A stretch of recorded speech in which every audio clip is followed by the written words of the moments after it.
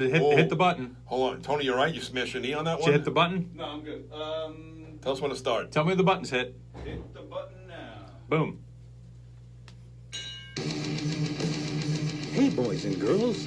It's time for Not Another Puckn Podcast, Comedians on Hockey, with your old pal Chris Roach, the sometimes less than personable Anthony DiDomenico, the Count of Condescension, John Truson, and the effervescent Nick Tillelli in the booth. And now, let's talk hockey. All right, Chris Roach, you got to right out of the box. You got to tell them why we are shorthanded today. We're playing shorthanded. We're down a couple of men. We're down 2 men, and we are shorthanded. Shorthanded. First, we have Nick Tillelli, our engineer. He is at a wedding. Could not be with us today, but filling in. You think he's liquored up? He's probably half in the bag right now. Yeah. Filling in, we have the very competent Says you. Tony Walker.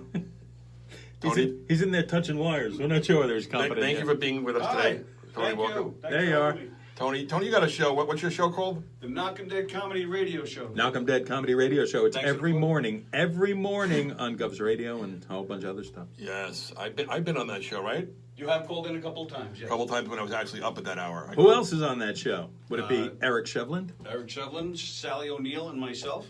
Can you spell Shevland? S. Yeah, that's H-I-K. that's where I tap out. Yeah, that's it. Well, Sally was supposed to be our engineer today, but she texted me on the way here and said, I got Tony Walker for you because I have an upset stomach. Just the thought of being our engineer gave her an upset stomach. But, We needed a more stalwart individual, so they sent Tony Walker. and let me address the elephant in the room, or Your large head. not in the room, I should say. Oh, Why? why? Anthony DiDomenico is not here. Who's, by the way, is just, seriously, that guy is I'm very impressed with him. Not only for losing, he's down 140 pounds, but just his attitude. Never mind how he looks, but just his attitude. Here is a guy that used to make fun of me when I used to have this thing pop on my phone to say 4 things every day I was grateful for. Mm-hmm. He's doing all the kind. He's going for walks. He's posting all these things he's grateful for. So Okay, but now to be really fair, right, Anthony's old attitude was so awful it's terrible. that almost anything is an upgrade. Anything's up. It was terrible that people like. All right, he's probably going to listen to this, but some people don't want to work with him. First of all, there's zero chance he's going to listen to this. All right, there's some people don't want to work with him. He was so miserable to be around. I did notice something about. I love Anthony. I did notice something about Anthony. One-on-one, he is a sweetheart. Driving to gigs, he's like, Mike, this guy's like one of my best friends. But put him in a group of people, I want to choke him sometimes. Same thing goes for Mick Thomas. One-on-one, he's a great guy, and all of a sudden you put him in a green room and you want to start drinking. What? Oh, Mick. Hey, Mick, you listening to us? Hey, not you, Mick. Different Mick Thomas. So I like Mick Thomas. Billy Mira chants.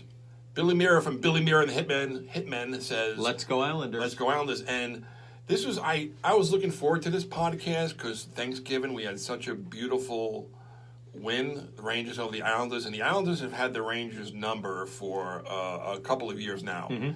And not only was it such a great win, but on Thanksgiving, we got to have a whole day of that was great.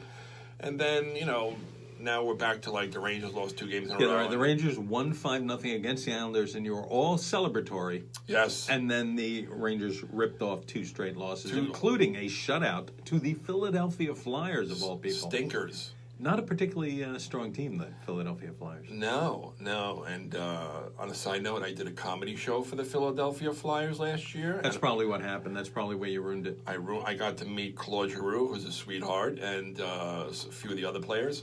And a friend of mine who works for the Flyers is trying to get me some of those guys to call in. It's hard to get, it's hard to get an active player to call in, but I think he's going to get me. Let's get some old-timey Flyers. Yeah, I get think Dave the Hammer Schultz to call in. Now, he's going to get us, he's trying to get me Riley Cody, who is a former NHLer, but also a big marijuana activist. So we have him on the games coming up. I'm working on Pat LaFontaine. We have a friend in common. A brilliant hockey player, played for both the Rangers and the Islanders. One of the most skilled players I've ever seen. but he unfortunately had concussion issues. syndrome. When he was on the Islanders, he was a big heartthrob for the ladies. They loved him, and also he may be, unless it's changed, he may be the only NHL player to play for all three New York teams. And when you think three, you got to think Buffalo. Buffalo's New York, and he played for all three teams. I wonder if anybody else has done that so far. We got to put one of our ombudsmen in the audience. Ombudsman, Timothy Tim. We need an ombudsman up there. Where's the other guy? Somebody look it up. See if anybody's played for Buffalo, the Rangers, and the. For you, what do we call them again? You puck knuckles. The puck knuckles. Our puck knuckles out there. And hey, my brother. Hi, Tommy Roach. Tom, look up if any other players other than Pat LaFontaine have played for all three New York teams. We know that for a while it was just Pat LaFontaine, and Pat Panzella says, I am a marijuana activist. Well, good, Pat. That's very good. When I get Riley Cody on the podcast, you can join in. Hopefully I'll get him in a few weeks, but we have some very exciting guests on the horizon. There you go. We have Ron Greschner. Ron Greschner is going to be calling in a couple of weeks. I'm excited about Craig Minervini. Craig Minervini, that's going to be really exciting. Craig Minervini, a big Ranger fan, moves to Florida and gets a job announcing for the Florida Panthers. Mm-hmm. So that would be a really interesting call. And he comes from the comedy Minervini family, all of whom played hockey. That's right. Tough hockey players, from what I understand. Oh, I play, as you know, I play in, elderly people leagues where we use walkers and stuff. And That's great. And there's guys on my team that still tell stories about Doug Minervini. Wow. Now, wait, Craig Minervini is the one who's announcing. Yes. Richie is the comedian who owned the comedy club inside. Yes. I don't think I met Chuck. Doug yet. Chuck also owned a comedy club. Okay, I didn't meet Doug. And Doug is like a fire plug. Doug was a tough dude. He was a bouncer for a while at a couple of the clubs. Now, did one of them like come close to going pro or semi-pro? I don't know. I think Doug was but we'd have to talk to Richie. But they were all skilled hockey players. Grabner played for Timothy Tim. Said Michael Grabner played for the Islanders, Rangers, and Devils. Yeah, but also not Buffalo.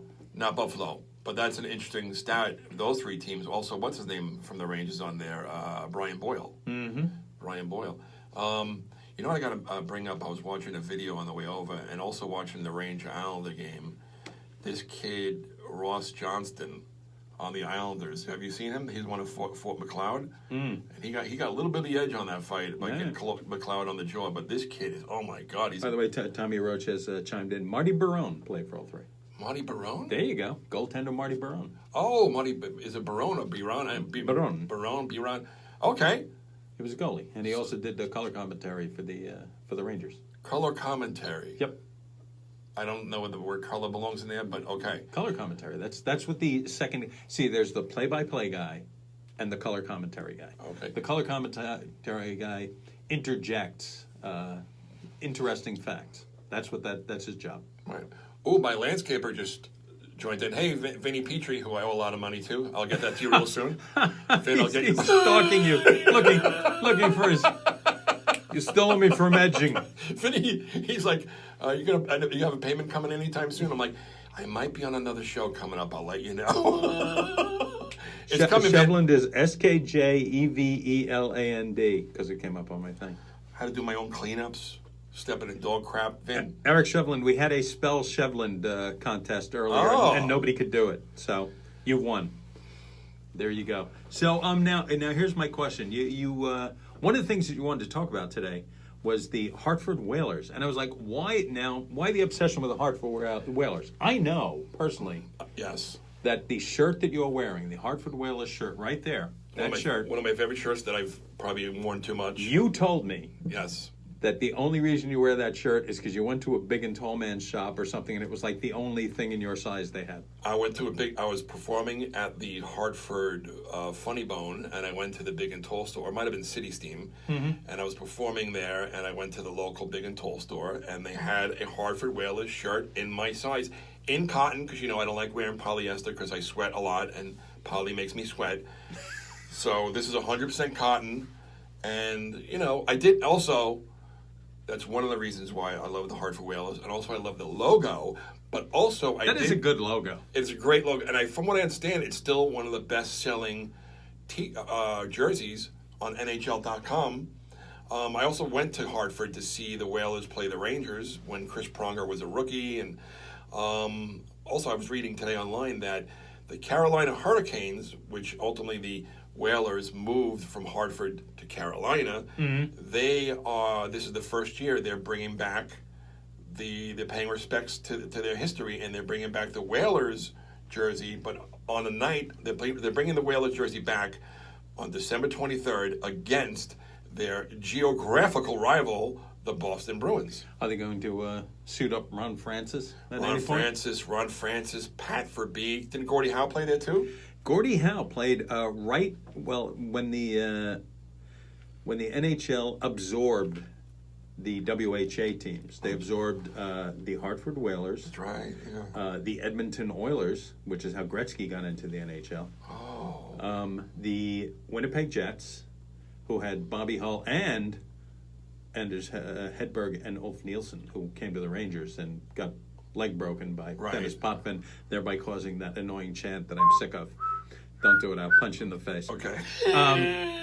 And what was the other team? What team? Quebec Nordique. Quebec Nordiques. Those are the teams that came over. Yeah, and Gordie Howe came over, and he would play on the Hartford Whalers with his sons, Mark and Marty. I think Mark was a flyer too at one time. Yes, for a long Good time. hockey player. Excellent hockey player.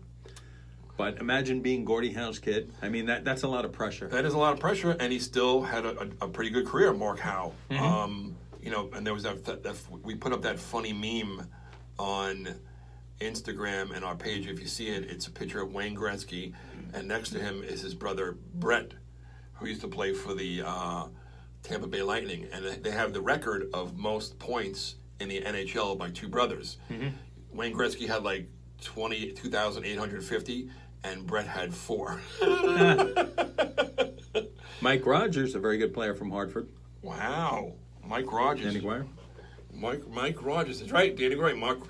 I think wasn't Mike Rogers. Was it Mike Rogers? Oh no, it was maybe Robbie. There are a few players in the NHL that were known for their helmets, almost like the silhouette. There was it Butch Goring? Butch Goring had that almost non-existent helmet. Butch Goring's helmet looked like a couple of pieces of plastic taped to his head almost. It looked like he pieced it together with rivets. That was an old-timey helmet. And from what I understand, Butch Goring's helmet is in the NHL. Butch Goring, Robbie Ftorek had a helmet that was the forehead came out like this. And I always remember that helmet. Yes, Danny Guire for Rob Ftorek. When is Danny going to be a guest on the show? We're going to get Danny Guire in here soon. He's a very knowledgeable Ranger fan. A very intelligent Ranger fan. Again, there's 3 people since I was blessed enough to get these Ranger tickets behind the bench. There's 3 people I always take, and it's John Truson, my brother John, and Danny Guire. And some of my nieces, especially with the playoffs, and some of my nieces and nephews have wanted to come to a playoff game, and I tell them, you have not suffered enough. You have not suffered enough. Not felt the pain. No, especially I brought my one nephew, Sean, to a Ranger game, and we were talking to F. Murray Abraham, name drop. And my nephew, you know what my nephew says to F. Murray Abraham? I know you're somebody famous, but I just don't know who you are. And I looked at him, I said, will you please shut your mouth? Don't ever speak again when I bring it up. And thank God Mr. Abraham had a very good sense of humor. How great is he? He's great. He's great because we hung out with him again. Now that we shouldn't cuss on the show. However, I'm going to cuss. Yes. Because the next time we saw him, you went up to him and you said, how you doing, Mr. Abraham? Yes. And what was his response? He was sitting next to me, and his agent goes, hey Murray, do you remember Chris Roach? He goes, oh, yeah. And I said, it's good to see you again, Mr. Abraham. And he leans over and he goes, Mr. Abraham, fuck you. And what a funny guy. He was a great guy. It was a lot of fun to hang around with. I didn't realize he was so funny. A lot of fun to hang around with that guy. Who's the coolest person you've met at the Ranger games? Yeah, the Ranger game in the VIP lounge. I know that one time you walked in and were face to face with Messier and you almost wet your trousers. No, I started crying. I started getting emotional and choked up, and I said, okay. My exact words from when I started getting choked up, I'm like, okay, I'm a 10-year-old girl and I'm going to leave right now. And he started laughing hysterically. It was like something from a movie. I just walked into a room and it was him and Alexei Kovalov, who has the personality of a tree stump, and Barry Watkins, I think, one of our favorite guys from MSG. You know who's always great when we go there? Whenever we see him is Schoenfeld. Schoenfeld. Schoenfeld's always great to us. We're in the lounge. He's like, "How you doing, boys?" Wait, remember what he said? We saw Schoenfeld online for the food at the buffet before the game. And I said to him, we were just watching videos on you. And what did he say? He goes, "Were they in black and white?" I said, "No, but they were colorful." Right? Yeah. And he laughed. Yeah, we were watching the... But Schoenfeld is a guy, like, let's probably in his 60s. And he's a guy, I would say, just like Clark Gillies, that he looks like he would still give you a beating. Oh, he'd beat you down. He'd still, at He's 60 in good years shape. old, would still hurt you. Yeah. Such a really nice guy, though. Really good guy. Oh, my God, We so should nice. we should sometime get him to call in and talk about. This is what we need to talk about at some time. Is the donut incident. That was because that was Don Koharski Right. was the referee. Schoenfeld, who was coaching at the time, took umbrage, if you will, with Don Koharski's officiating. Yes. And was yelling obscenities at him after the game, and it was all on film, and it all went out over the, in the news and stuff. Right. And it was like, "Have another donut, you fat pig," and he was like yelling at him about eating donuts and and being a pig and being fat and stuff. And the officials refused to officiate the next game because what happened was Schoenfeld got suspended. Right. The governor of New Jersey put a stay on it so that Schoenfeld could officiate on Sunday. Then the officials walked out and they said, if he's going to be on the bench, we're not officiating the game.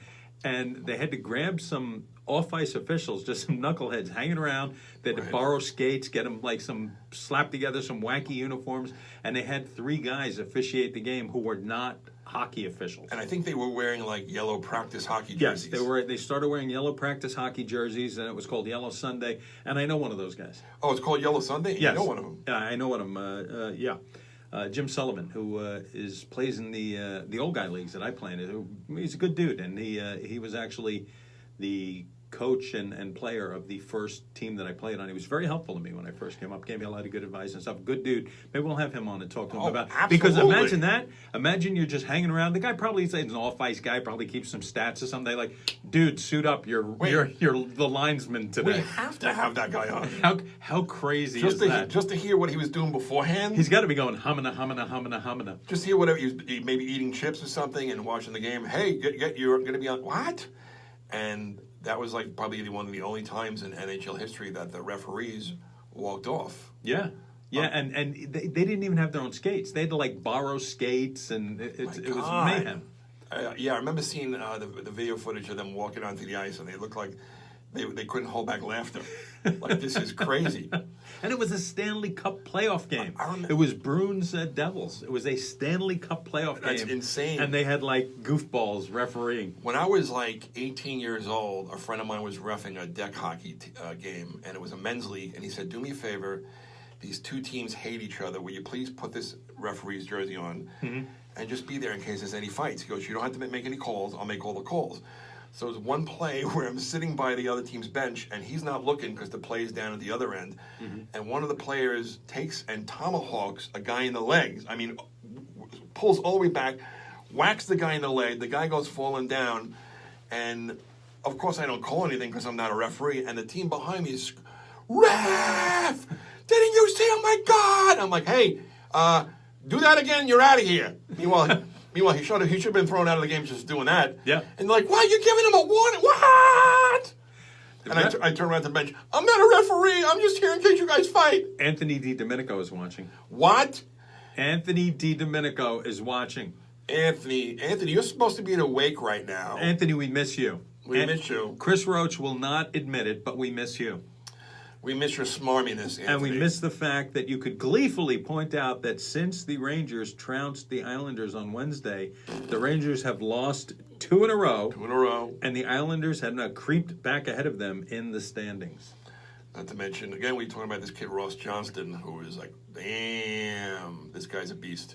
We were just one of our last podcasts. We were talking about enforcers, and if you're going to be an enforcer in the NHL, you have to be able to play on a 3rd or 4th line, without a doubt.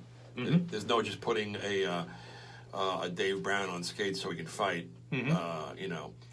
obviously I have some mental scars with Dave Brown. We'll talk about that. Why do you one have day. Dave Brown mental scars? It was that cross check to the back of Thomas Sandstrom's head back then. It was very upsetting. Very upsetting. What, do you get like 15 games for that? Something like that. But that was like Thomas Sandstrom was also known for being. He was chippy. He was chippy. One of these guys when he back checked was always tapping you on the rear end and on the gloves, and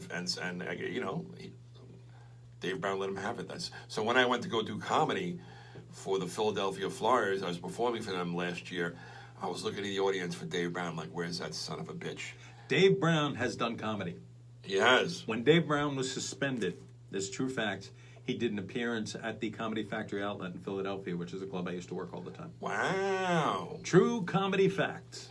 Wow. See, Dave Brown did comedy. You are brethren with Dave Brown, although you don't want to admit it. Oh, yeah. You are comedy brethren. Maybe if I had to sit down with the guy, You could work through your issues. yeah, maybe Dave Brown and I could work it out. But you know what the weird thing was, is when I was doing comedy, performing at their fundraiser, I was looking down and they were all wearing bright orange polos, and I'm looking down like, oh my God, they're kids.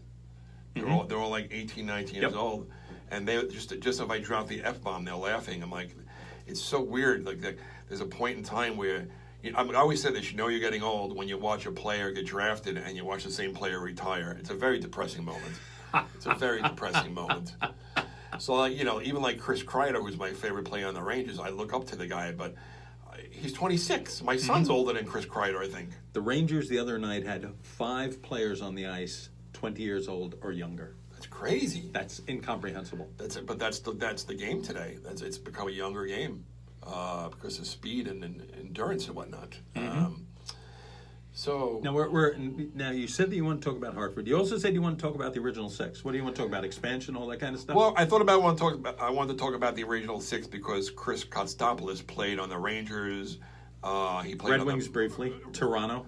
That's 3 out of the original 6 right 3 there. out of the 6.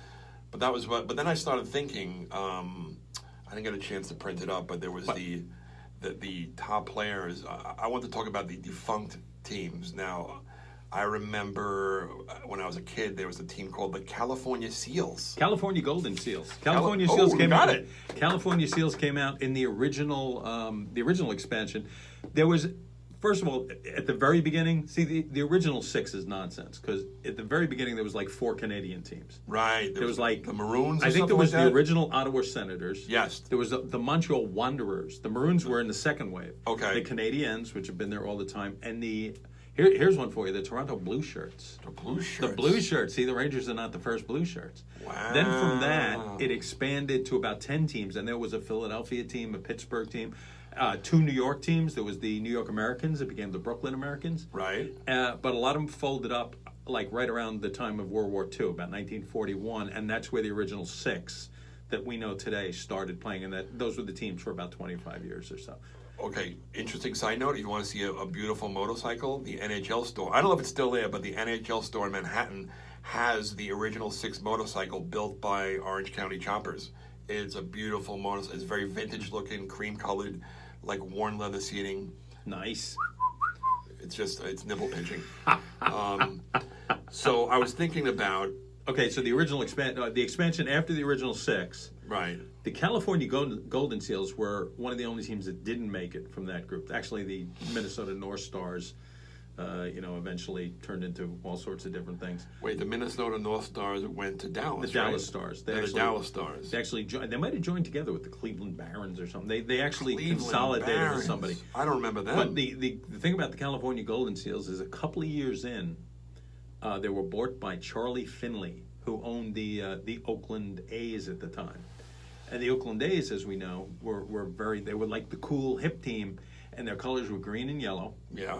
And they had white. They always wore white cleats. They were the cool baseball team. They had white cleats. Yes. So Charlie O decides white skates is the way to go. Oh, that's right. Remember those? It looked horrible. And the California Golden Seals had white skates for a while. They also had gold and green skates that were equally horrific. Horrific because the white disappeared into the ice, and there wasn't a lot of logos and coloring on the ice back then as there is today. So they just disappeared onto the ice. So what were they? Wait, let me see what the other teams at the expansion were. The St. Louis Blues. St. Louis Blues. St. Louis Blues were like probably immediately the most successful. Right. And they I've mentioned this already, but they made a crazy move that worked out unbelievably. They drafted Glenn Hall, Hall of Fame goalie, who was like 40 years old. Right. And they unretired Jacques Plante, another Hall of Fame goalie, also 40 years old. And together, those two guys won the Vezina Trophy. Is that crazy? Jacques, Unretiring. Jacques Plante, nuts. When Jacques Plante was 42 years old, he had a .942 save percentage. That's insane. That's insane. That's one of the highest save percentages ever And when he played for Toronto. What year would you say that was? 71, 72, something like that with Toronto, his last year. But they won the Vezina Trophy, I think, in like 70 maybe with St. Louis. Okay, Neil Sullivan mentioned the Cleveland Barons. Barons, yeah. Now we think they got dissolved into the North. Where? They might have combined with the North Stars and became the Dallas Stars. Not only is the the defunct Hartford Whalers jersey still a popular selling item, but also the original Minnesota North Stars is still a popular.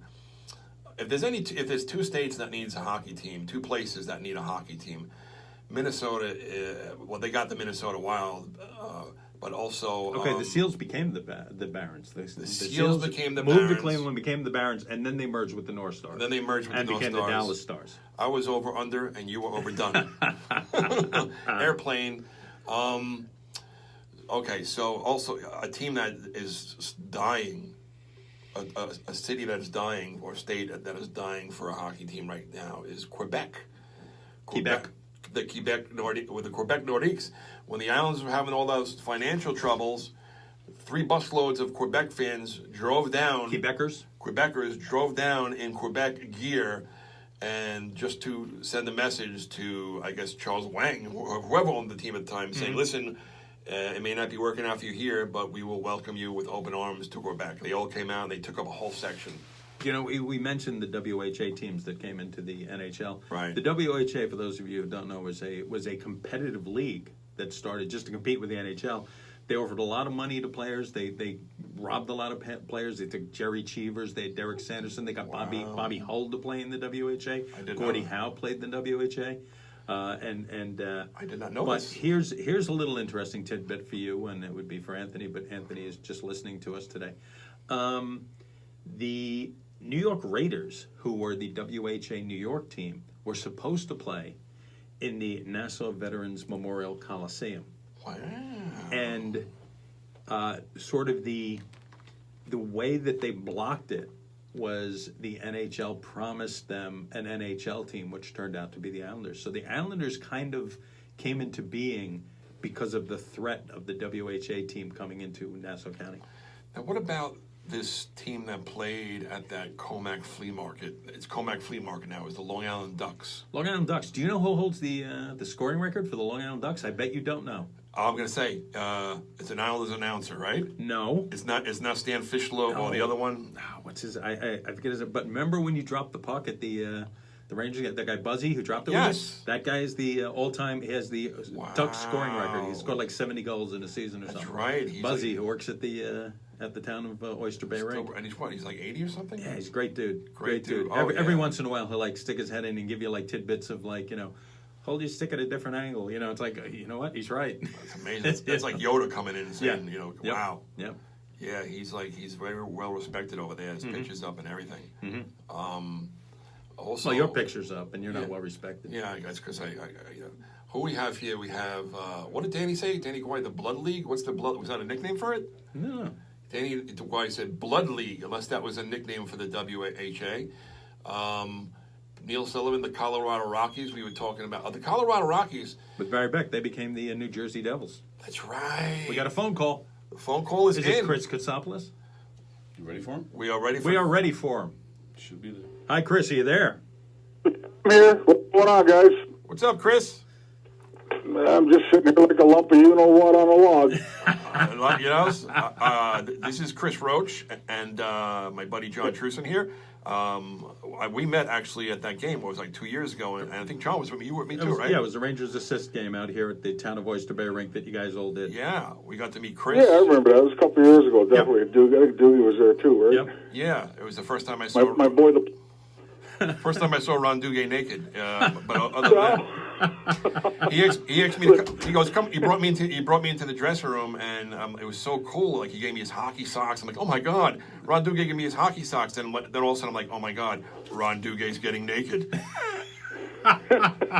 Listen, he works really hard to look the way he does. Right? Me. He is in incredible shape. Maybe I took a peek, and he is in. He's in incredible shape. Like Chris, you're my kind of guy. You're a big guy. You're somebody that I would hang out with. Yeah, we the rest of us that played from that era, we don't quite look the same as we did back then. But Doogie's done a great job for a guy that's like, I think he's like 61 or 62 years of age now, but he still looks like he could play. It's unbelievable. Yeah, he still looks like, and he's aged very gracefully, Ron Duguay. Also, he texted me and he said, "Ask Chris about all the times I had to protect him in fights or." Oh, please. There's no truth to that? Listen, all kids aside, Doogie could handle himself. Yeah, There's no question about that. I mean, Doogie was tough. In his prime. Mm-hmm. In his prime, he could handle himself. But next time you talk to him, ask him when I saved his ass from Ben Wilson. Oh my God, Ben Wilson. What was he? Blackhawk? Do you know that Chris was involved? Now I've sent you a tape of this. Right. The wildest fight I've ever seen was a giant bench clearer with the Rangers and the LA Kings. Right. And I still don't. You were pounding somebody in that fight, but I'm not sure who it was. That would be Steve Gent. He wasn't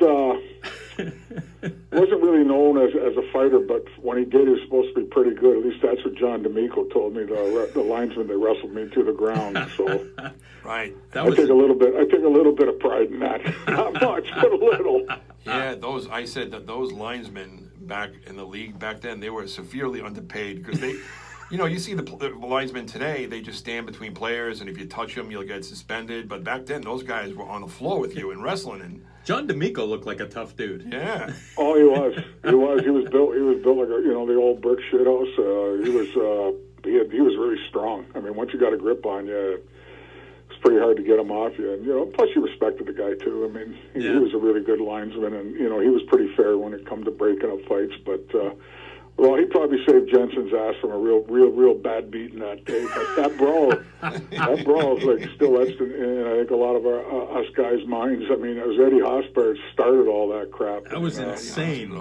And then somebody. Yeah, it was. People don't quite realize back then, in the 70s and 80s, what it was like when you had a bench clearing brawl. It's every man for themselves. I mean, you can pick with the wrong guy, you could be in a whole lot of deep doo doo. You know what I mean? Like yeah. And that's just the way it goes. You don't know who you're going to get paired up to until you just bump into him. I would imagine. No, you try to, but it's just a mass ball of confusion out there. And I mean, I think we had a couple guys that actually went in the dressing room. I'm not going to name names, but so we were a couple men short, but it really didn't matter. We were. That's probably. It was those damn I can honestly Swedes. tell you, and I think a lot of Ranger fans will tell you that was probably the toughest team from number 1 to like 20 that you could put on the ice ever. Yeah. They may have had some tougher guys along the way, Right. Better fighters and stuff like that. But from 1 to 20, that team there was indestructible. Nobody could mess with us. Not even those filthy Flyers down south there a little bit. Yeah, well, that was a different time. Like that was a time when a hockey player had to really be able to protect himself. Oh, that was a nasty time in the NHL. A couple of weeks ago, we had our episode. We watched the documentary Ice Guardians, which paid tribute to a lot of the enforcers back then and how important their role is and how important it is now. But we were also, Chris, before you called in, we were talking about defunct NHL teams, and one of them being the Hartford Whalers, which you had the opportunity to play on.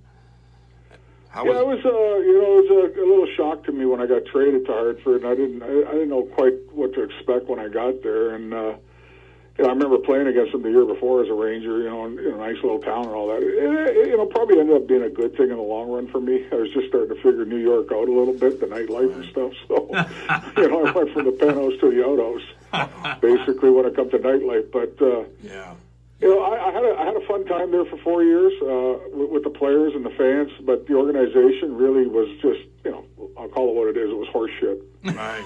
I mean, it was just a badly run organization at the time. I mean, they were smart enough to get a team into the NHL, but they weren't smart enough how to run it right. Right. But meanwhile, that jersey is still a very popular jersey. It's a great logo. Yeah, the dark green one. The dark green ones are just awesome looking. I think it was still number 1 or number 2 or something like that, That's right. popularity-wise. I mean, when it comes to resales, but the dark green ones are really, really cool and really sharp looking, no question. Oh, that's right. And now the Carolina Hurricanes, they're smart enough finally this year, they're unveiling a third jersey, which is going to be the Hartford jersey, and they're going to unveil it against the Boston Bruins. It's like the old school days back when we you got to remember back then. When I played back then, we played each other 8 times, back then. Like the Bruins in your division, like same with the Rangers, you played the Flyers 8 times. So wow, quite a bit of a rivalry there. But like those jerseys, I mean, I still have mine. I mean, my dark green one and the white ones. And when you look at them, they're both pretty cool. But the dark green, just like in blue and white, just stands out so much. And it's so pop. My wife still wears a Hartford Whaler hat when we go out flea market and stuff like that. So, Chris, I'm wearing. I had a great time living there, but I can't say much for the organization. Yeah, I'm actually wearing a Hartford Whaler T-shirt right now that I got while performing at a comedy club in Hartford. I went to the local Big and Tall store, and they had it, and I bought it. Oh, nice. Yeah, I think my wife still has a few of our the T-shirts that we wore underneath our equipment back then. Some were hiding around in the house. I mean, I still have an old hockey bag from the Hartford Whalers. And if you looked at it, you'd be surprised at how small it is compared to today's, like glitzy with wheels. And geez, you can put a body in the bags now. That's how big they are. Back then, they looked like just like a big purse. Do you remember the first time somebody presented hockey pants to you? Because I know the Whalers were one of the teams that wore them. Oh, the long pants. Yeah, and there's a picture. I loved them. I don't know why we didn't keep them. I mean, I thought they were great. I mean, it was I was pretty much one of those guys who simple is always better, and slipping them on was a lot easier than slipping on the ones they wear now and the ones we used to wear before then. But I guess we only wore them for like a year, and that's it. They took them away. And the saddest part for me is I ended up playing like a bunch of friends in Hartford. I used to go out and play shinny and late night hockey with them at the Moose Club or something like that, and basically it was just an excuse to go out drinking. But nice. I ended up giving away all my they were Cooperalls. I can't remember which ones. They looked like Cooperalls, but I think they were CCM or something like that. Right.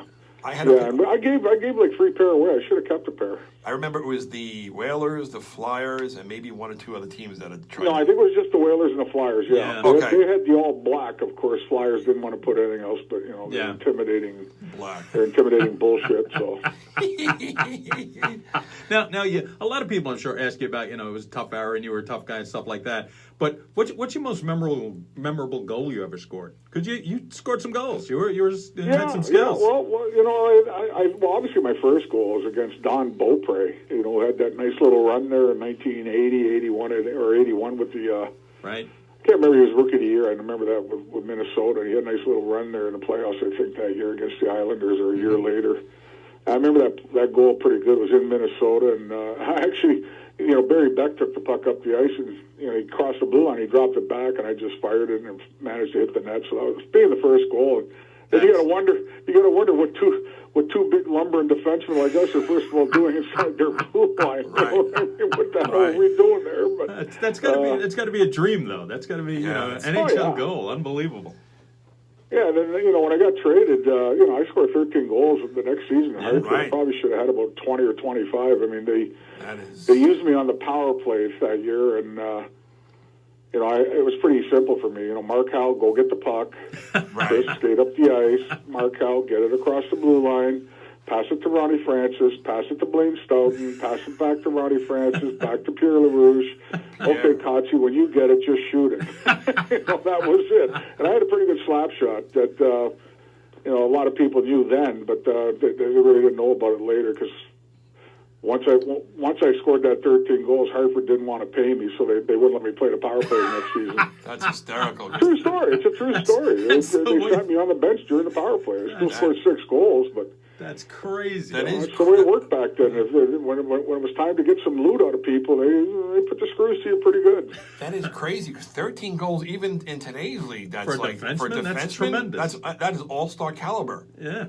Yeah, I think I tied Ray Bork that year, so I can always tell Ray Bork, and I've met him a few times since then in some legendary hockey things we do up in Canada. I can tell him, hey, 1 year I was as good as you.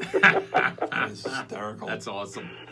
Do you? So right now, what are you doing now? You're doing radio commentary for the Bobcats? Is that No, what you're doing? I haven't done that for 2 years now. I gave that up 2 okay. seasons ago with Quinnipiac. It was fun for 10 years. I got to go to 2 NCAA championships where the Quinnipiac Bobcats, lost both games, but probably should have won the first one against Yale, but came up with a clunker game. They were a better team. The second time around, they played North Dakota, and North Dakota was clearly a better team. But I gave it up after 10 years. It was fun. Everything was good, but late night traveling is not very good as you get older. Your eyes start to see things on the road. Oh, it's that. You're coming back from places like God knows why. Only God knows why they put universities up in St. Lawrence and Clarkson. They're up northern upstate. There's nothing there. Trust me. I am. Then you got to drive back from there, so that's a 4-hour ride in the snow and all that crap. And I just finally had enough. I said, "That's it. Pack it in." Yeah, well, Chris, as I'm 50 now, and as a stand-up comedian, I always had the rule that as long, because I don't go to bed till like 3 in the morning, so if the gig was over and the drive home was under 5 hours, I would take anything over 5 hours. I'd say I would demand a hotel. You guys got to get me a hotel. But now, I don't blame you. But now it's like if I do a 3 hour there and 3 hour back, the next day I feel like I got beat up. Well, you're doing that at 50. I was doing that in my 20s. I was staying up all night after the games on the road and stuff like that. And I figured if I could get 4 hours sleep, I'd get the sleep. If I can't get 4 hours sleep, I just stayed up. Right. You know what I mean? In the bars. So that was my rule. 4 hours. If I could get 4 hours sleep, I would go back to the hotel room. If not, I stayed up all night drinking, so it didn't matter. I love it. Oh, I love the old days. The players. It is what it is. You got tired of the hotel. I mean, what are you going to do? You go sightseeing for the first time in all these cities, and it's okay. Seen that, done that, been there, done that, and okay. Throw the bag in the room and come back later. Now, you still doing your internet show? You have a No, Paulie D, a good friend of mine out of Tampa, he stopped it for 2 years. We might do it again one day. Nice. It's up to him because it's based out of his house and he's got like a little studio built up in his condo that he lives in. We got all these good plugs. We got all these good plugs off your website. We're being professional here. Well, everybody's a little behind time. I'm getting old, guys. Soon I'll be the Dugay Club, the Gresham Club, the Nick Shapiro Club, the Steve Vickers Club. I'll be turning 60 in a couple days. So wow. These guys been busting my balls, and I'm not part of their club yet. But once you get to 60, I guess it is. So. I'll officially join the Old Timers Club in a couple days. So, well, we got to try one more. Let's see if we're over 3. How is your? Do you still have the blog Kotsy's Corner or no? No. Oh my! You guys update the website. Been dead for 50 years. 60, 70 years. I mean, I don't know how long has he been dead. You guys hold on a second. You're way behind on shit. Hold on a second, Chris. Hold on. Try again. Let's see. 0 for 4. Sometimes batters get 5 and 6 chances in a game. All right. We're going to fire our research person. All right, now here's my question. You come from like a different time in hockey when it was a much tougher game, much rougher game. And when you watch the game today, does it like frustrate you, say when a guy runs into the goalie and nothing happens, or they're not clearing in front of the net or stuff like that? You're sitting there going, somebody clear that guy out of there, all the time. It's been that way for about 15 years now, 20 years watching for me. I know Gary Bettman's done a great job when it comes to the owners and, when it comes to filling their pockets with all the coin, but I don't think he's done a great job, and I don't think a lot of the people have done a great job that vote on rules and changes and how to better the game. I mean, I understand trying to, but I think the biggest problem the NHL has is they don't want to admit when they make a mistake, and they've made some mistakes here with let's call it what it is. They've taken the bite right out of the game. Yeah. There's no more fear out there. Who you got to fear, I have no idea. I mean, why would you? Yeah. Second of all, you got a plexiglass covering half your face, so Yeah. what's the worst could happen? You lose your teeth, big deal. Well, You know, that was one thing that. and clearing the front of the net. That crap started a long time ago with that guy that reminded me of from Planet of the Apes, that Thomas Holmstrom. Remember, he used to stand in front of the net. Yeah.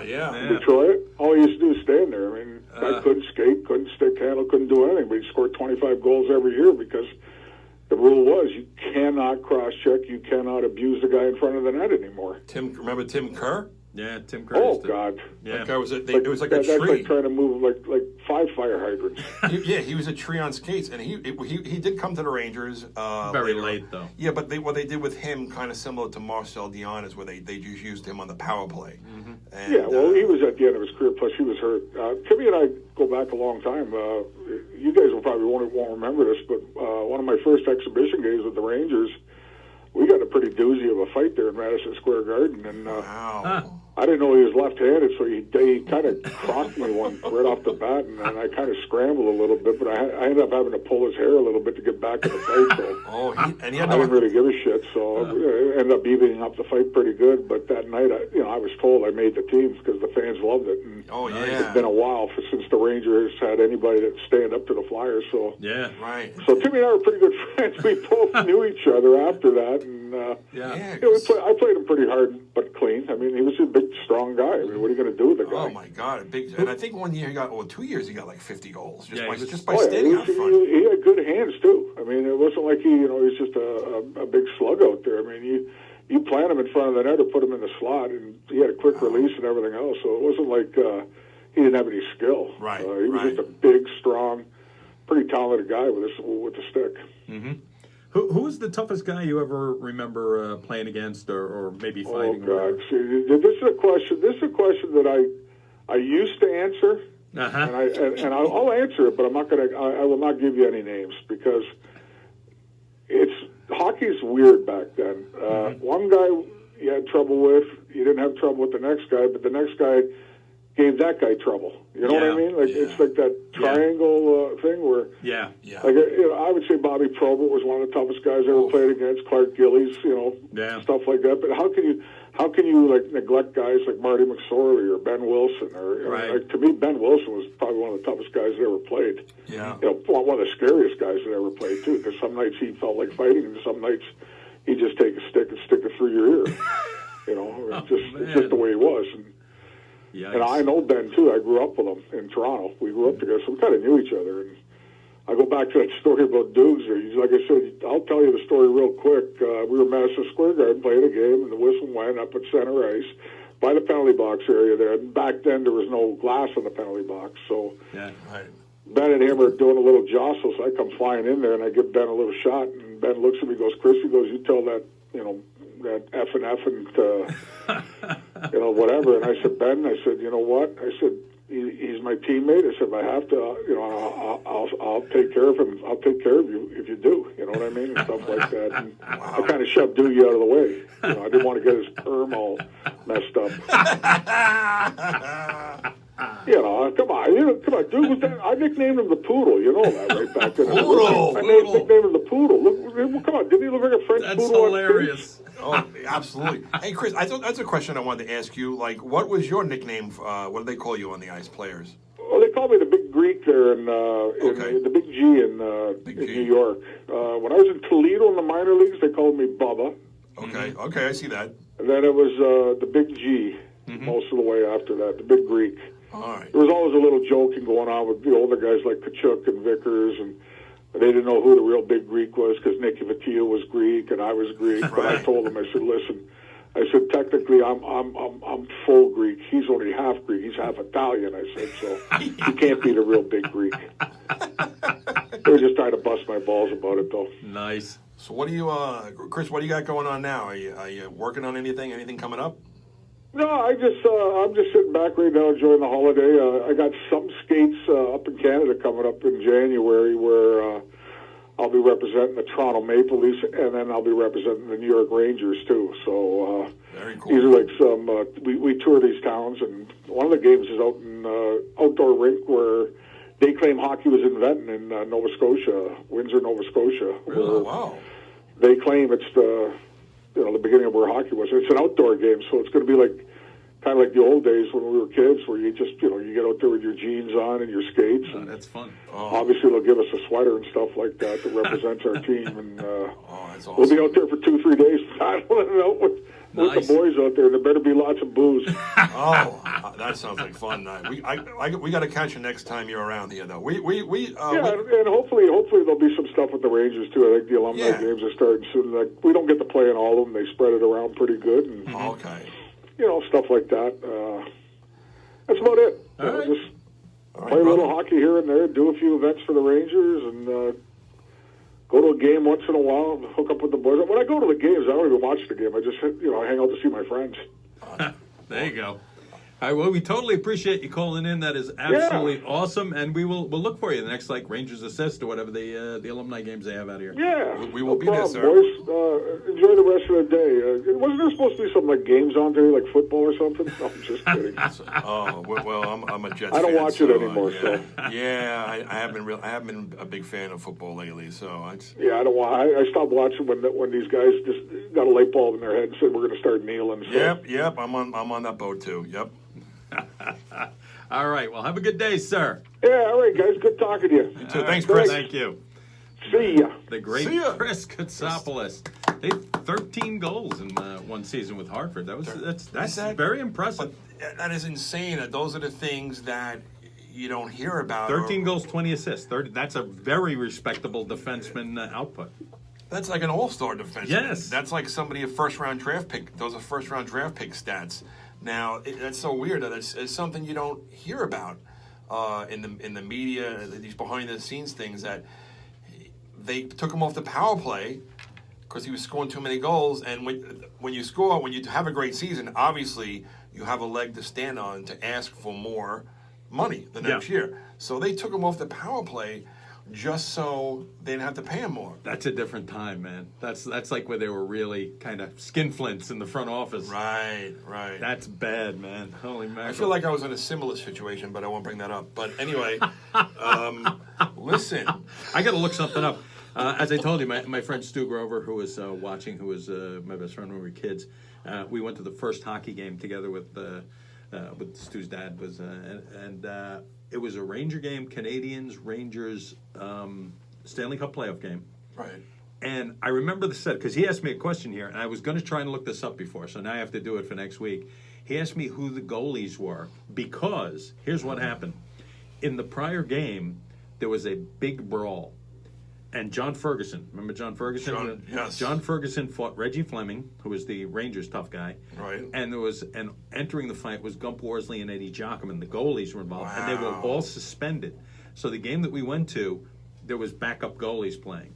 And now I have to look up who it was. I want to see it might have been Villamure. Might have were been the an early backup goalies? Villamure game, to be honest with you. Do you remember seeing those fights? I mean, No, well, I remember hearing them on the radio. Right, I wonder who back won in the the 1930s when we were kids. They didn't even have cable in those days, buddy. I love seeing the old black and white footage. All right, we got a few more minutes. Now what do you want to?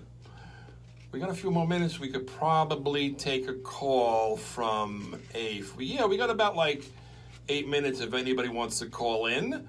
What is the number there?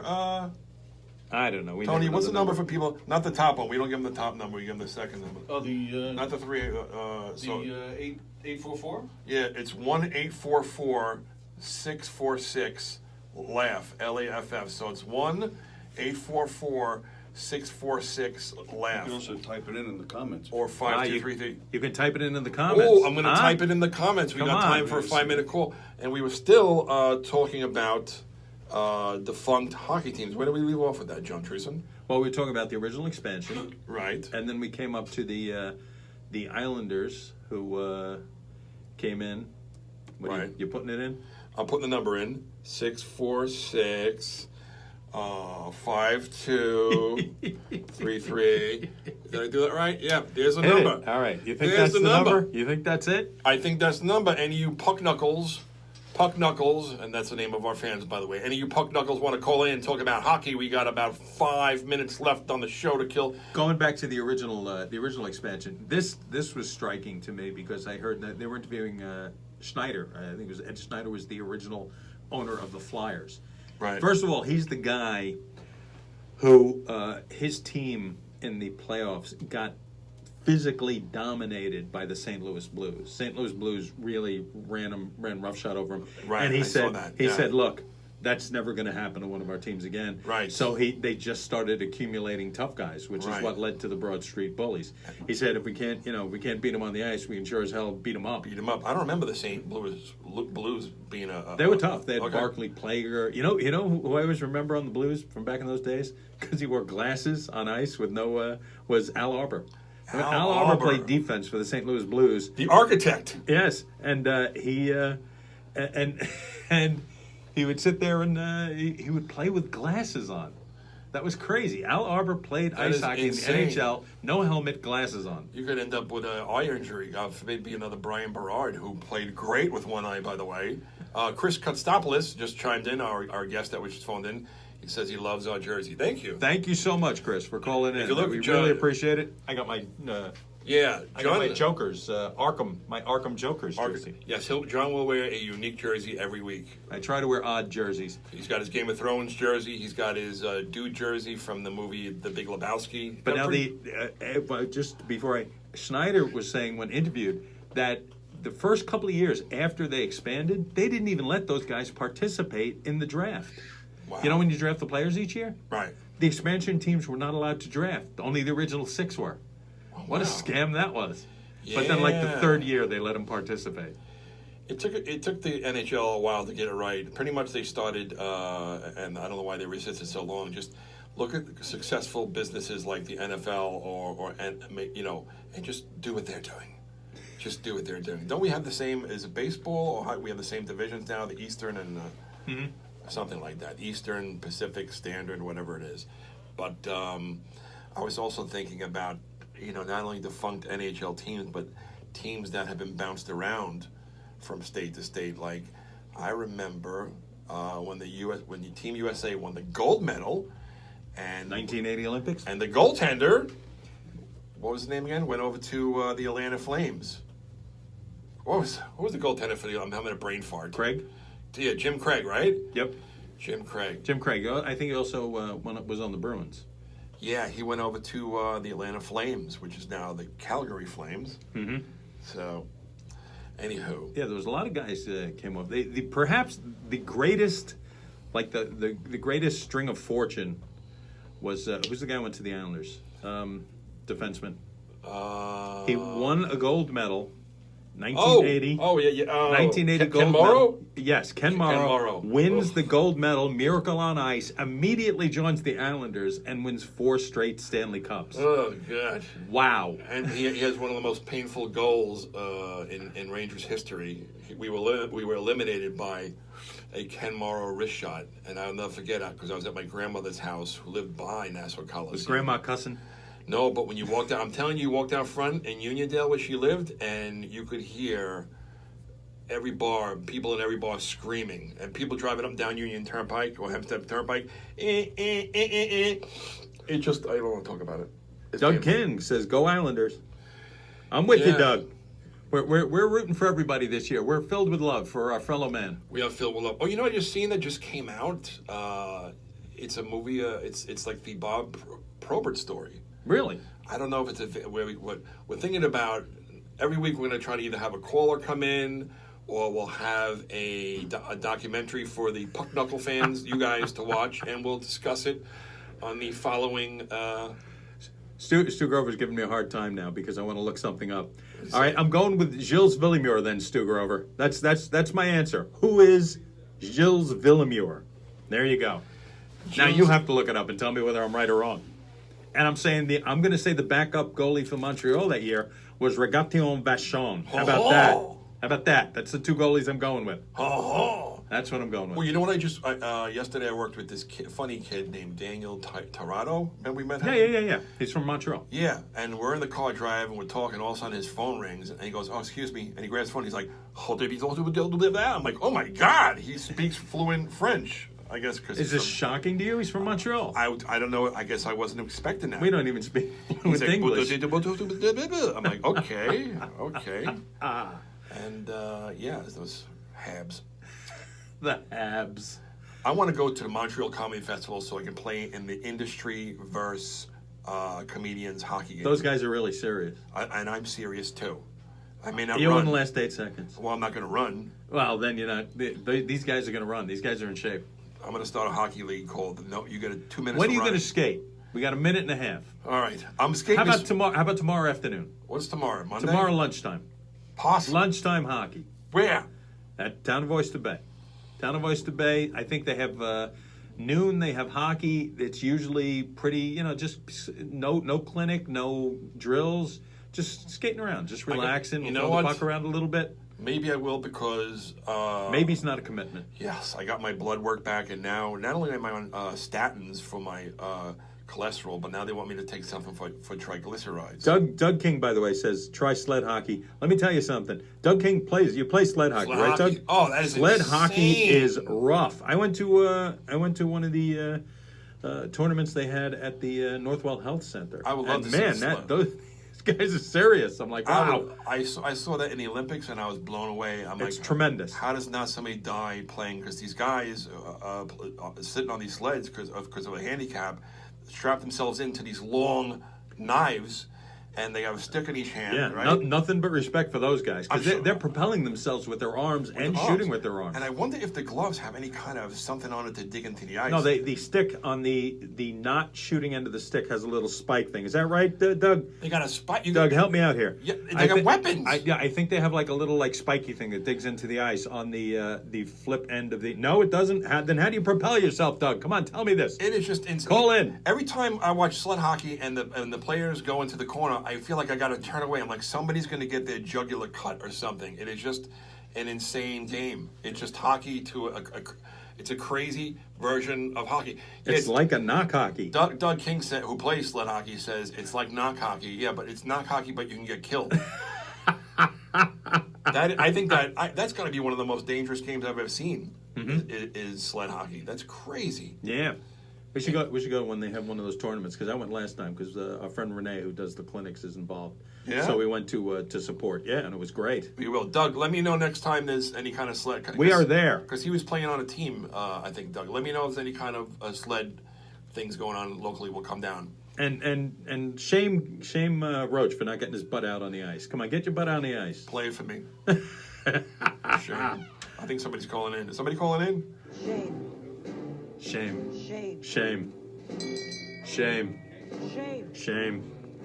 Shame. Shame. All right, there you go. Now, I say commit to it. Lunchtime tomorrow. Just do it. Wait, are they doing drills tomorrow? Because I don't want to die. No.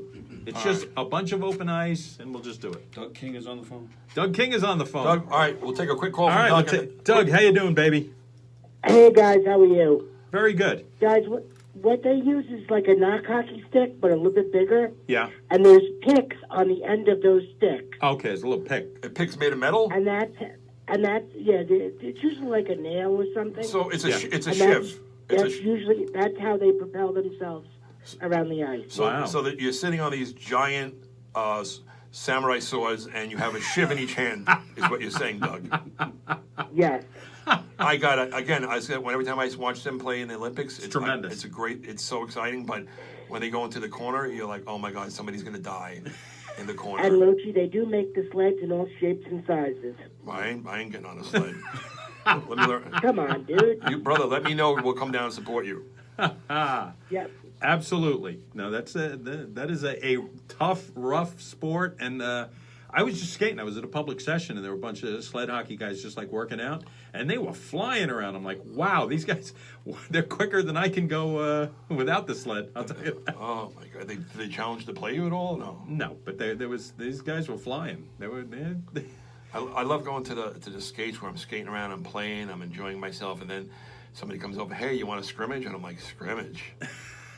You mean actually play? Meanwhile, I'm just skating around like a gazelle, like la la la la la la. I'm getting cardio. I'm getting my cardio in. And no, I don't want to play anything manly. Yeah, I went to open hockey last week, and I forgot all the college kids were off. So that was mayhem. Just like going to a movie. Like you show up to the movie theater, I'm like, what the hell are all these cars doing here? Damn college kids. All right, well, thanks for calling in, Doug. We're going to wrap it up, but thank you for the info, and definitely let us know. We'll come down. We'll support. You got it. I'll talk to you guys later. Love you, brother. Thank you, sir. Love you. Very cool. Doug King. Doug King, calling the man. in. The man. He's the man. All right, does that wrap us up? That wraps us up. I'll make an announcement during the week whether I know we have guests coming up, but next week I think is open, so I'm not sure if we're going to have maybe Aaron Asham, or maybe we may do another documentary. We shall see. I will let you know. All right, baby. Puck Knuckles. Puck Knuckles. We are signing off now. We've had a fun day. We had the great Chris Kotsopolous calling in. We had no Anthony DiDomenico gloating about the Islanders catching the Rangers. Oh. Let's do a police squad ending.